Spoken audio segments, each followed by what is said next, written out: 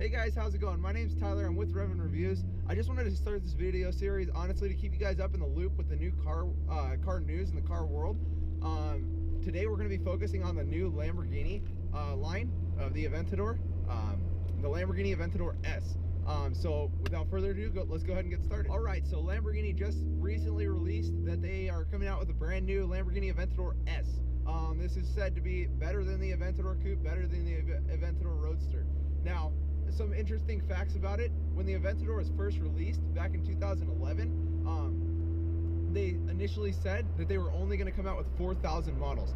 Now, as to this date, they have come out with 4,725 models, just the regular model, not even the special editions like they've come out with recently, including the Aventador S, the SV, all those things. We'll go into a little bit more detail in a second.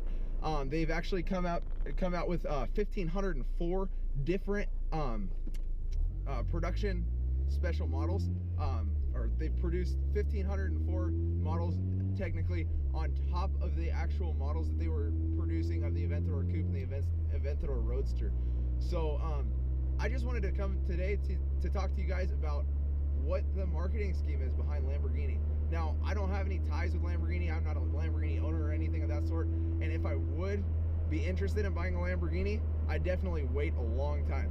Lamborghinis, if you tend to look at them, they tend to depreciate fairly quickly, and then they'll shoot back up. You see that through the Gallardo first gen. That's going for crazy high now. You could buy them a little while ago. My uncle actually bought one for, I think, close to 80 or 90 grand back in 2012, I believe.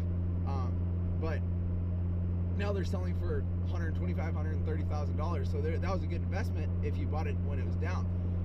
But anyways, I just wanted to talk to you guys today, like I've said already, about the Aventador S and why I would not buy an Aventador S. I'm a big fan of the Aventador, like I've said previously. I'm a big fan of Lamborghini. I just wouldn't buy one initially, technically. So let's go ahead and break it down into the different models. So first off, you had the Aventador Coupe, and that was said to be the best car Lamborghini had produced as of that date, which it was. It was the best car. Then later on in that year, or the next year later, they produced the Lamborghini Aventador Roadster.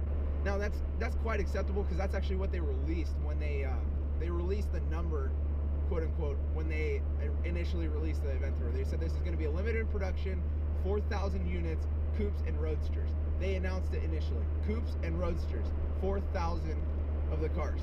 Okay, that's quite a large number. It's not a Bugatti Veyron at 499 rather, or anything like that.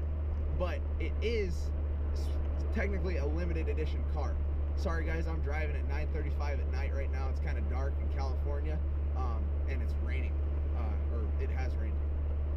So if I seem kind of distracted, that might be what it is. But anyways, then they came out with the Roadster, and the Roadster was pretty cool, and everybody was oohing and ahhing over that. Now enter the special editions. The Aventador Coupe and the Aventador Roadster were all that were said to be produced, but special editions entered. The next year, in 2012, the year right after they released the Aventador Coupe and the Aventador Roadster, they released this thing called the Aventador J.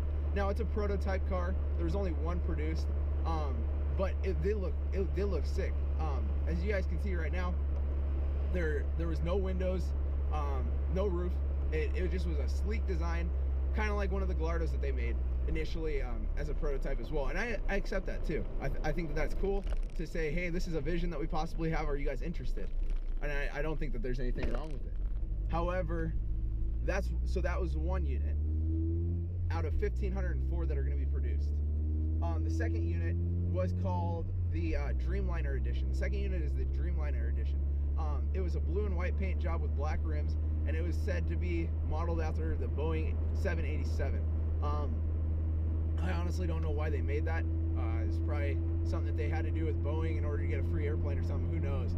But they ended up making it. It was a one-off car, just special paint job, special everything, and I'm sure if it were to sell today at auction, it would sell for crazy amounts of money just because it's a one out of one Lamborghini Aventador, which is stupid. Now, mind you, though, that was also a Lamborghini Aventador, either coupe or roadster. I don't know necessarily which one. Next, after that, they came out with the Anniversario coupe.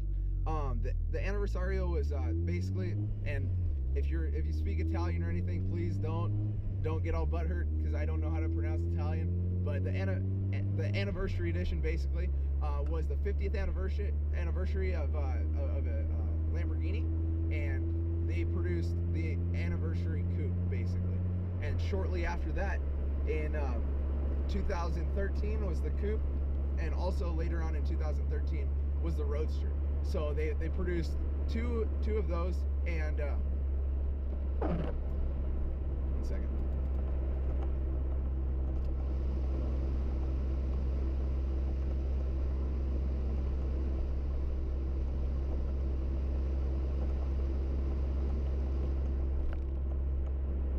So they produced those two models, and in each model they produced 100 of each. I don't know why 100. Kind of seems kind of odd. Yeah.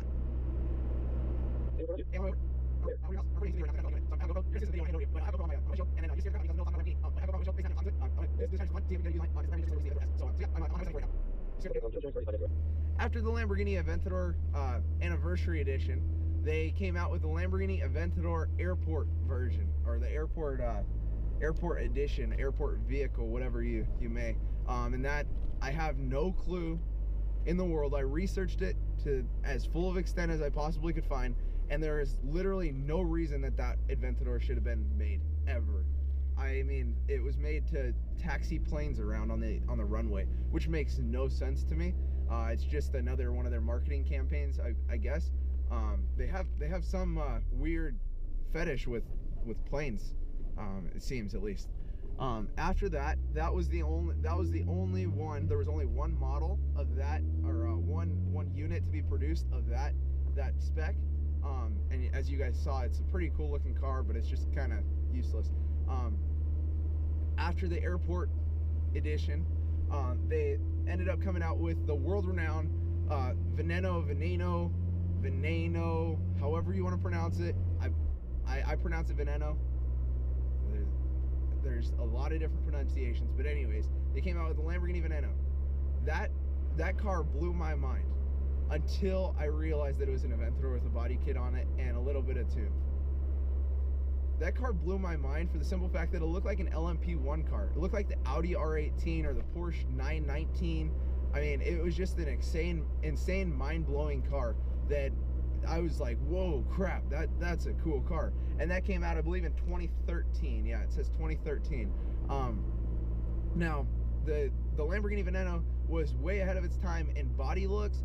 There was only 3 of them produced that were coupes. So that was like a super ultra rare. And honestly, if you go onto the Lamborghini website, which you can see right here, they say that it's a one-off car. That's full of crap. It's not a one-off car. It's an Aventador with a body kit on it. I mean, sure, it might be a one-off looking car, but it's still an Aventador at heart. And honestly, it's just kind of stupid. I would buy one though. Kind of sounds funny, but I would buy one. They're super rare, super limited edition. The coupes are. Now, this is what irritates the crud out of me. They bought the coupe, or people bought the coupe. There were only 3 produced. People bought these coupes not knowing that there was going to be a roadster released. Now, all of a sudden, 1 year later, they released this thing called the Lamborghini Veneno Roadster. 9 units to be produced. Now, all the people with the coupes, I mean, they still have a rarer car than the limited edition Veneno Roadster, but the people with the coupes are like, what the heck? I'm stuck with a coupe. Now I want a convertible. Maybe some of them got, I mean, there was only 3 of them, so maybe all 3 of them got roadsters too. But I don't understand why Lamborghini would do that. Customer satisfaction would be key if I owned a car manufacturer. So after that Veneno came out, then they came out with the Pirelli edition, and the Pirelli edition came out in 2 forms, like every other freaking Lamborghini Aventador. They came out with the coupe and the roadster. Once again, now people are starting to notice a trend. people are starting to notice the trend of roadster and then, or of coupe and then roadster rather.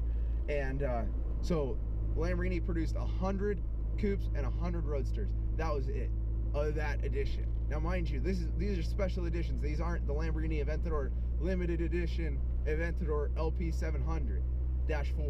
That's not what it is. It's Lamborghini Aventador special edition. That's what it is. So they produced this special edition of the Pirelli edition because, I mean, Lamborghini's been a faithful customer of Pirelli for, I believe it was 50 years at the time. And don't get me wrong, that car is beautiful. I love that car. I got to sit in that car. I got to see that car down in La Jolla, California. Beautiful place. O'Gara Coach. Go there, check it out if you want to see some cool Lamborghinis, because they're an authorized Lamborghini dealership. However, they came out with the Roadster and the Coupe. Those were pretty cool cars. They had nice pinstriping, black, satin white, and red, and it was just a beautiful looking car. But after that is when it gets interesting. So the Aventador was supposed to be a crazy looking car that was meant to be driven and just a good car all around. And then Lamborghini actually switches their focus from drivable car to street, or to track focused street car, which is enter in the Lamborghini Aventador SV. That was released in 2015. The road, or the Coupe at least. The Coupe was released in 2015, and there was said to be only 600 produced, which that's what Lamborghini stuck to. They only produced 600 of the SV Coupes. But then, as always, they followed up with the Roadster. The Roadster ended up being produced 500 Roadsters the following year, which is this year, 2016, almost 2017, but 2016 technically. So that's the car of this year. But then they made another car this year, and this car would happen to be the Lamborghini Centenario. It just was released at Geneva Motor Show. I almost went to Geneva because there was going to be a lot of cool cars like the Bugatti Chiron and all of that stuff, but I didn't end up going. I'm kind of glad I didn't, because it was supposed to be a good year, but I think they could have done better.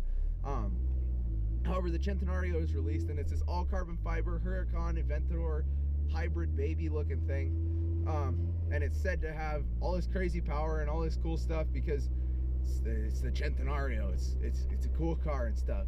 So that's another limited production Aventador technically. So they released the Centenario, and they said there's only going to be 40 units produced, 20 coupes, 20 roadsters. Like always, there's always a coupe and there's always a roadster, and the roadsters always go for more and the coupes always go for less. So the people that bought the coupes are still stuck with a good car, a $2.5 million car, but they're kind of stuck between a rock and hard spot because they invested in a car that's going to go up in money, but not as much as the roadster will. So there the Centenario was. And then at Monterey Car Week, they actually released the Lamborghini Aventador Miura Homage, and this is in homage of the Miura. Obviously, it was a Tron-looking, if you will, not Tron. It was an Iron Man looking car. It was red with gold accents, and it was a beautiful car. But it was also another special edition, limited production car that was to be released, and I believe there was only one of them made. However, there might have been a couple more made in homage of the Miura. Now, enter today, or recently this week, they just released Lamborghini just released that they are coming out with the Lamborghini Aventador S. They did this with the Gallardo, I believe, and they did this with a couple other models actually. And honestly, this is where it comes to the point where I'm like straight up irritated, because it's taken me about 10 or 15 minutes to just name out all of the different models, as well as how many were produced and what year they were produced. And now they're coming out with another one, an Aventador S, which is stupid, because you go on the Lamborghini website, as you can see here, and what do you see? Lamborghini Aventador S Coupe. They say coupe. Okay, you know why they say coupe? It's because there's a roadster coming out. So not only did they release one car, but they also released the second car subliminally. So there's this Aventador S that's out currently, and don't get me wrong, it's a cool car. It's going to be cool. It has an additional 40 horsepower compared to the regular Aventador. However, this Aventador, the Aventador S, doesn't gain any sort of technical stats other than the horsepower goes up. So they added all this crap onto this car, onto the stock Aventador. It's not even an Aventador SV. It's just the stock Aventador, and they added all this crap onto it. They tuned the engine, and now they still have a top speed of 217 miles an hour, which is great. They still have a 0 to 60 of what's it called? They still have 0 to 60 of 2.9 seconds, which is awesome for a car that weighs almost 4,000 pounds. However, with adding all this downforce and stuff, it's almost like they were trying to recreate the Aventador SV, which doesn't make sense. People that have the SV want to take it on the track, and that's fine. People that have the Aventador want to drive it on the road, and that's fine. But why would you want to make not even a baby SV, just a little bit less SV? It's like literally by taking away the V, they just took away a couple horsepower, took away a little bit of the handling, and I mean, this one has rear wheel steering, so it's pretty good, I guess, around the track. But it just doesn't make sense to me. If they had all of this technology, why didn't they honestly just do it from the beginning of the Aventador line? Well, I can answer my own question for you. The reason why is because Lamborghini's full of marketing, or they like to market their own products. They're full of different schemes and stuff. They're a great company, don't get me wrong. I would I don't know if I would much rather a Lamborghini actually over Ferrari, because Ferrari's actually limited production to a certain extent. I mean, you might be able to argue with me about the LaFerrari, but in all reality, Ferrari is a little bit of a step above Lamborghini, which I enjoy. I've gotten to see some cool Ferraris, but anyways, I don't mean to keep blabbering on. So this is what I want to ask you guys. I want to ask you guys this question: if you could buy a Lamborghini, would you buy the Aventador or would you buy the Huracan? If money was not an issue, for me, I would probably buy the Aventador because it's a little bit more expensive. But would you buy the Aventador or would you buy the Huracan? And then also, I want to ask you this question. If you had $500,000 lying around, which yes, the Aventador costs nearly $500,000, would you buy the Lamborghini Aventador or would you buy a competitor's car? Don't forget to leave a like, comment your opinion, and go ahead and subscribe to our channel for future videos. See you later, man.